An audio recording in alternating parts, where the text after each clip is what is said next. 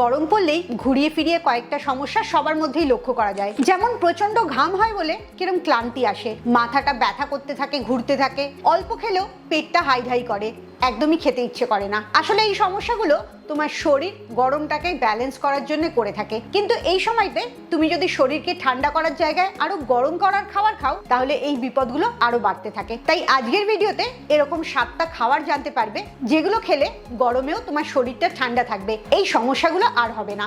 আর এর সাথে লাস্টে এমন একটা খাবার বলবো যেটা এখনকার দিনে 90% লোক জানেই না, তাই একদম মিস করো না, পুরো ভিডিওটা শেষ অবধি দেখো। Welcome to good life with Sukanya. আমি লাইফস্টাইল কারেকশন কোচ। আমার পার্সোনাল গাইডেন্সে তুমি যদি ওজন কমাতে চাও, নিজের জীবনটা পরিবর্তন করতে চাও, তাহলে আমার অনলাইন 2 ঘন্টার ইন্ট্রোডাকশন সেশন জয়েন করো। সেশন বুক করার জন্য নিচের নাম্বারে LCW লিখে হোয়াটসঅ্যাপ করো। গরমকালে শরীর ঠান্ডা রাখার খাবারগুলো কেন এত গুরুত্বপূর্ণ হয়, তার প্রথম কারণ হচ্ছে গরমে ব্লাড ভেসেলসগুলো ডাইলেটেড হয়ে যায়, একটু বড় হয়ে যায় তাপমাত্রাটাকে নিয়ন্ত্রণে রাখার জন্যে।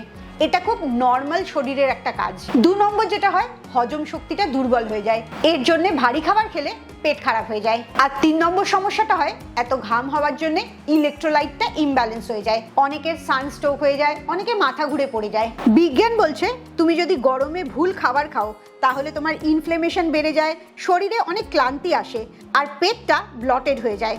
এই সমস্ত বিপদগুলো থেকে বাঁচার জন্য গরমকালে তোমার গাটটাকে ঠান্ডা রাখতে হবে। তার জন্য প্রথম যে খাবারটা সিলেক্ট করবে সেটা হচ্ছে শসা, দই আর পুদিনা দিয়ে রায়তা। শসার মধ্যে 95% জল থাকে, তাহলে বুঝতেই পারছো গরমে জলের চাহিদাটা এই খাবার থেকেই তোমার শরীর পূরণ করতে পারবে। পুদিনাটা গরমকালে তোমার গাটের লাইনিং গুলোকে শান্ত করে, আর দই তোমার গাট মাইক্রোবস গুলোকে ভালো রাখে। তাই পুরো গাট হেলথটাকে ভালো রাখার জন্য এই খাবারটা ভীষণ জরুরি।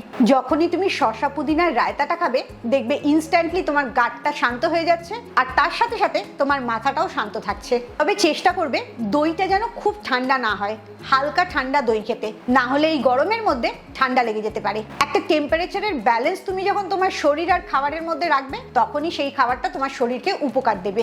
2 নম্বর খাবারটা হচ্ছে ছাতুর ঘোল। এটা বলতে পারো একটা আগেকার দিনে গরমের ফুয়েল। ছাতুর মধ্যে ভালো মাত্রায় প্রোটিন আর মিনারেলস থাকে, যেটা তোমার ব্লাড সুগারকে নর্মাল রাখতে সাহায্য করে। আর তাই ছাতুর শরবত খেলে এই হিটের যে এক্সারশন হয় তোমার শরীরে সেটা হতে দেয় না। রিসার্চে বলছে এই ছাতুর প্রোটিন আর ফাইবারটা জলের থেকে অনেক বেশি তোমায় ডিহাইড্রেশন থেকে বাঁচায়। তাই ছাতু খাবার বেস্ট টাইম হচ্ছে সকাল থেকে দুপুরের মধ্যে, যখন সবচেয়ে বেশি টেম্পারেচার থাকে। এতে তোমার শরীর জলও পাচ্ছে আর শক্তিও পাচ্ছে। 3 নম্বর খাবারটাও পুরো জলে ভর্তি, তরমুজ, পুদিনা আর ফেটা। ফেটাটা অনেকটাই পনিরের মতো, কিন্তু এটা ছাগলের দুধ বা ভেড়ার দুধ থেকে তৈরি হয় আর একটু নোনতা নোনতা খেতে হয়। এটার মধ্যে মিনারেলসও অনেক বেশি থাকে। তরমুজটা তোমার কোষগুলোকে জল সরবরাহ করছে, পুদিনাটা তোমার পেটটাকে ঠান্ডা রাখছে, আর ফেটাটা তোমার শরীরে সোডিয়ামটাকে ব্যালেন্সে রাখছে। তুমি যদি ফেটা চিজ না জোগাড় করতে পারো তাহলে পনিরও খেতে পারো। গরমকালে যখন হেভি খাবার খেতে একদম মন চায় না, এটা একটা খুব ভালো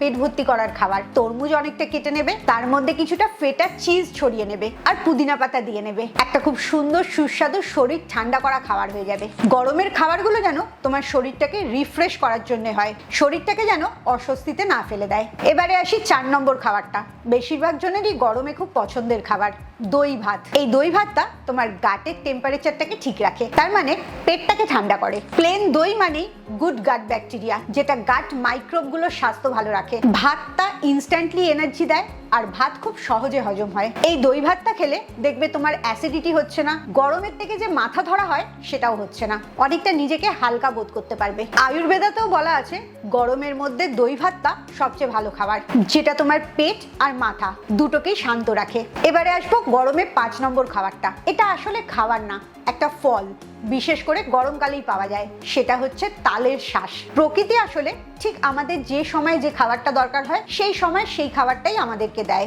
এই তাল শ্বাসটা তাই গরমের মধ্যে শুধুমাত্র পাওয়া যায়। এটার মধ্যে একটা ন্যাচারাল ইলেকট্রোলাইট আছে, যেটা খাবার সাথে সাথে তোমার শরীরটা শান্ত হয়ে যায়। লক্ষ্য করে দেখবে গরমকালে জলের অভাবে তোমার মাসেল ক্র্যাম্প হয়, সেটা এড়াতেও এই তাল শ্বাসটা ভীষণ উপকার করে। গরমের মধ্যে এক্সারসাইজ করার পরে বা বাইরে থেকে ঘুরে আসার পরে অবশ্যই চেষ্টা করবে এই তালের শ্বাসটা খেতে, তাতে ইনস্ট্যান্টলি তোমার শরীরটা শান্ত হবে। প্রকৃতি আমাদের সিজনাল মেডিসিন হিসেবে এটাকে পাঠিয়েছে। 6 নম্বর খাবারটাও একটা ফল, এবং সেটাতেও প্রচুর পরিমাণে জল আছে। সেটা হচ্ছে জামরুল। খুব কম পাওয়া যায় কিন্তু গরমের জন্য খুব উপকারী। এই জামরুলে প্রচুর জল থাকে, অথচ ফল হলেও এতে মিষ্টিটা অনেক কম। তাই এই জামরুলটা খেলে শরীরের মধ্যে যে ওয়াটার রিটেনশনটা হয় জল কমের জন্য, সেটার থেকে শরীরটাকে রক্ষা করে। জামরুলে যেহেতু বেশিরভাগ জল, তাই খুব সহজে হজম হয়ে যায়। গরমে যখন তোমার কিচ্ছু খেতে ইচ্ছে করে না, তখন এই ধরনের ফল অবশ্যই খাবে।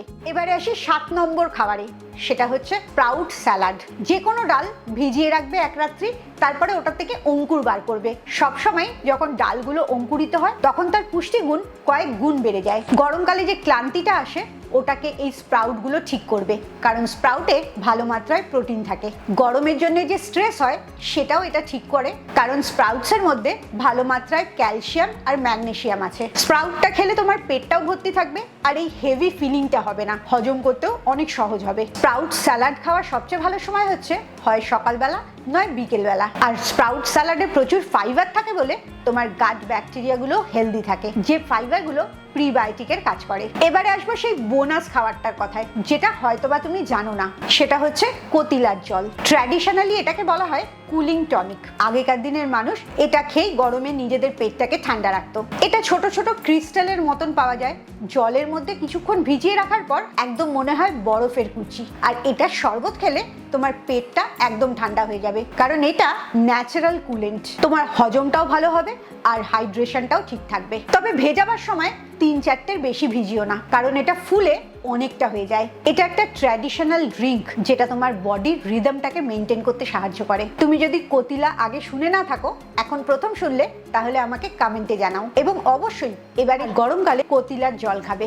বাইরের টেম্পারেচার বাড়তে থাকলে নিজের শরীরের ভেতরের টেম্পারেচারও বাড়তে থাকে, রাগ বাড়তে থাকে, একটা অস্বস্তিকর রেস্টলেস মনোভাব আসতে থাকে। কোনো সাধারণ জিনিসও ওভার রিয়াক্ট করে ফেলো। এই সবগুলোর থেকেই এই খাবারগুলো তোমাকে বাঁচাবে। এই খাবারগুলো যদি তুমি নিয়মিত খাও, তাহলে তোমার পেটের সাথে সাথে মনটাও শান্ত থাকবে। আর গরমকালে কখনোই তাড়াহুড়ো করে খাবে না, কারণ হজমটা যেহেতু দুর্বল থাকে, তুমি তাড়াহুড়ো করে খেলে আরো খাবারগুলো হজম হবে না। আর অবশ্যই খাবারের পরেই ছোটাছুটি করবে না, কিছুক্ষণ শান্ত হয়ে বসবে, খাবারটা ঠিকভাবে শরীরকে হজম করতে দেবে। তোমার মাথাটা যখন শান্ত থাকবে তখন দেখবে তোমার খাবার হজম করাটা আরো ভালো হচ্ছে। তাই পেটের সাথে সাথে মাথাটাকেও শান্ত রাখতে হবে। যে কটা খাবার বললাম চেষ্টা করবে তার মধ্যে থেকে রোজ একটা জল খেতে, রোজ একটা ফল খেতে, আর রোজ কোনো না কোনো দই দিয়ে একটা খাবার খেতে।